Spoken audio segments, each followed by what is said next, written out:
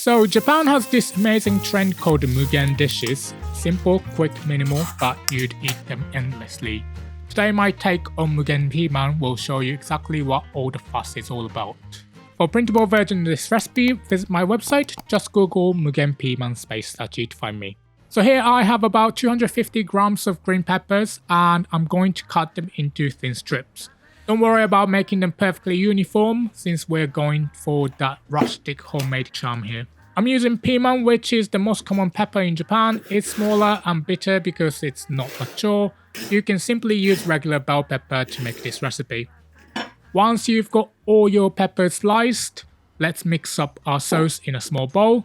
Add half tablespoon of soy sauce, 1 teaspoon of white toasted sesame seeds, 1 teaspoon of chicken bouillon powder, 1 teaspoon of sugar, 1 teaspoon of rice vinegar, and half teaspoon of dashi granules. Give that a good stir and set it by the stove for later. Now pour some cooking oil into your frying pan and get those peppers sizzling over medium-low heat for about a minute.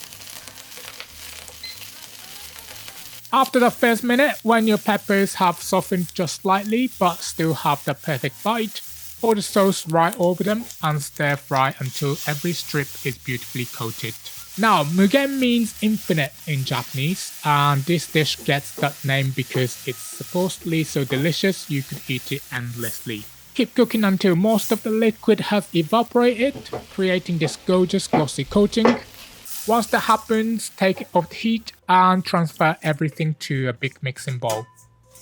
Here's where this really comes together. Add 50 grams of thoroughly drained canned tuna along with half tablespoon of mayonnaise and a drizzle of the aromatic toasted sesame oil. This combination of pepper, tuna and Japanese style seasonings is part of what we call yamitsuki recipes in Japan. Mix everything together until it's evenly distributed. Serve this on a plate and finish with a sprinkle of bonito flakes and freshly ground black pepper. And there you have it, my own take of Mugen Piman. Ready to prove why this simple dish concept has become such a sensation. Want even more delicious recipes? Grab my free cookbook from the link in the description. Okay, let's go over the ingredients one more time. And if you're ready to cook, grab the written instructions by clicking the full recipe box with a picture that's about to pop up on your screen. Here we go, the link to the full recipe is on the screen for you now, and if you want to watch more similar videos, don't miss my side dish playlist popping up on your screen as well. Thanks so much for watching, and I hope to see you in the next one. Bye.